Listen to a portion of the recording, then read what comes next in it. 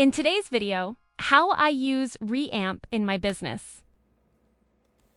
All right, so the first thing I kind of want to go over is how I use Reamp day to day in my business.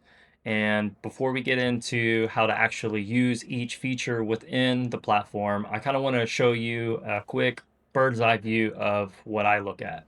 So I'm going to go ahead and refresh here. So once you log in as a user, you automatically populate to the calendar.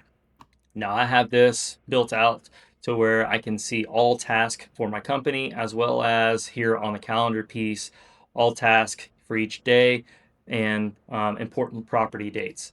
So as the users, your team is going through here, filling out the information on the property card, anything with dates as far as like option periods, closing dates, lease backs, all those items are going to showcase here.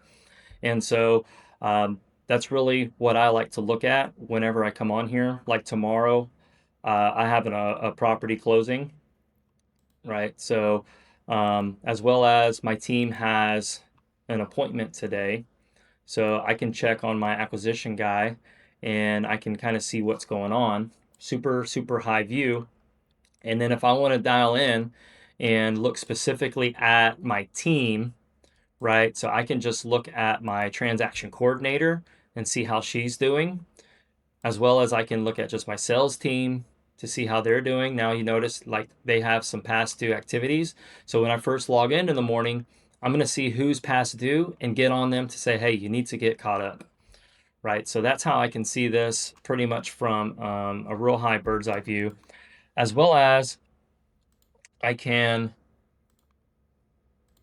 look at my task up here. So overdue, I can real easily see what's going on. And if I want to just hop into the task and see who it is, I can do so. Or if I want to jump to the property and kind of see what's going on with the sales agent, I can see what's going on as well.